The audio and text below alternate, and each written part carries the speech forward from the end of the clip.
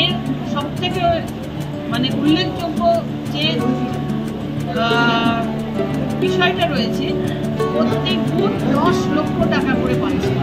এটা অত্যন্ত গুরুত্বপূর্ণ। আমাদের পাড়া আমাদের সমাধান রাজ্য জুড়ে শুরু হয়েছে গুরুত্বপূর্ণ কর্মসূচি। সোনারপুরও তার ব্যতিক্রম নয়। রাজপুর, সোনারপুর পুরসভা এবং পঞ্চায়েত এলাকাতেও শিবির আয়োজন করা হয়েছে। পুরসভার 2 ও 11 নম্বর ওয়ার্ড এবং বনহুগলি 1 নম্বর ও প্রতাপনগর গ্রাম পঞ্চায়েত মোট 4টে শিবিরেই প্রথম দিনেই উপচে পড়ে ভিড়। আমাদের রাস্তা নেই, দীর্ঘদিন হবে করে এতদিন রাস্তা স্যাংশন হয়েছিল, আমাদের রাস্তা করেনি। এখন বললেন যে রাস্তা হবে, রাস্তা নেই। আমাদের পৌরসভা থেকে পাপিয়াদি বলেছে স্যাংশন হয়ে গেছে, কিন্তু স্যাংশনের টাকা নিয়ে অন্যভাবে রাস্তাটা করেছে। আজকের আমি জানতে পারি, তারপরে এখন বললেন স্যার বললেন যে 1 সপ্তাহের মধ্যে রাস্তা করে। আমাদের যেটা বললেন যে সমাধান হবে, যতক্ষণ না হচ্ছে ততক্ষণ কিছু বুঝতে পারবো না। স্থানীয় বাসিন্দারা এসেছিলেন নানান সমস্যার কথা জানাতে, প্রধানত রাস্তাঘাটের বেহাল অবস্থা, নিকাশির সমস্যা, পানীয় জলের ঘাটতি এবং আলো না থাকা, এই 4টি বিষয়ে উঠে এসেছে সবচেয়ে বেশি। তাদের অনেকেরই অভিমত, এই সমস্যাগুলো বহুবার জানানো হলেও এতদিন কার্যত কোনো সমাধান হয়নি। সোনারপুর উত্তর বিধানসভা কেন্দ্রের বিধায়ক ফিরদৌসী বেগম আশ্বাস দিয়েছেন, এই নথিভুক্ত সমস্যাগুলো দ্রুত সমাধান করা হবে। ইতিমধ্যে এই সংক্রান্ত কাজে প্রয়োজনীয় অর্থ বরাদ্দ করেছে রাজ্য সরকার। জনগণের পাশে সরকার সমস্যা শোনা এবং সমাধানের লক্ষ্যে এগিয়ে চলেছে।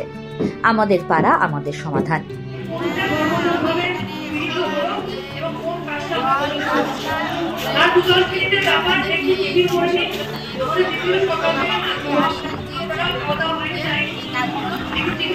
আমাদের পাড়া আমাদের সমাধান আবাস আমাদের বাংলার মাননীয় মুখ্যমন্ত্রী মমতা বন্দ্যোপাধ্যায় 2011 থেকে অনেক আমরা প্রস্তুত প্রকল্প দেখেছি।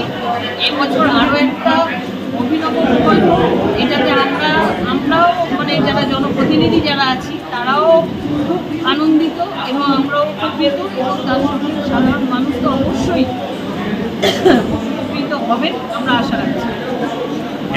কারণ এই আমাদের পাড়া আমাদের সমাধান, এখানে যে উদ্যোগটা নেওয়া হয়েছে, প্রত্যেক বুথ থেকে মানুষ আসছেন, তাদের কথা শোনা হচ্ছে এবং প্রায়োরিটি বেসিসে তাদের কিছু কাজ করা হবে।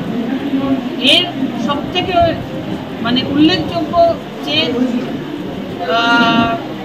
বিষয়টা রয়েছে, প্রত্যেক বুথ 10 লক্ষ টাকা করে পাচ্ছে। এটা অত্যন্ত গুরুত্বপূর্ণ।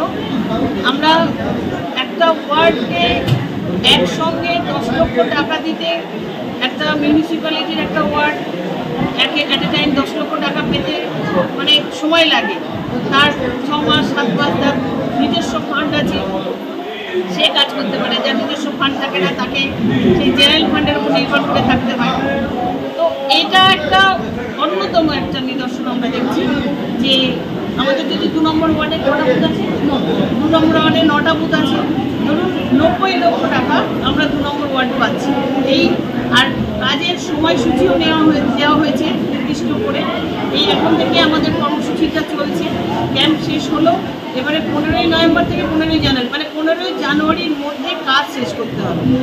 এই কতটুকু সময়ের মধ্যে আমরা এত টাকার কাজ একসঙ্গে, এই 2 নম্বর ওয়ার্ড 90 লক্ষ টাকার কাজ করি। তো এটা একটা অভিনব উদ্যোগ। তার জন্য আমরা সবাই খুবই আমাদের জনগণ যেরকম সাধারণ মানুষ, বুথের যারা আছেন তারাও খুশি। আমরা যারা জনপ্রতিনিধি কাজ করার জন্য আছি, আমরা আমাদেরও সেই মানুষের যে সব সময় যে কথাগুলো শুনতে হয় পরে করছি সেটা আমরা খুব দ্রুত মেটাতে পারবো।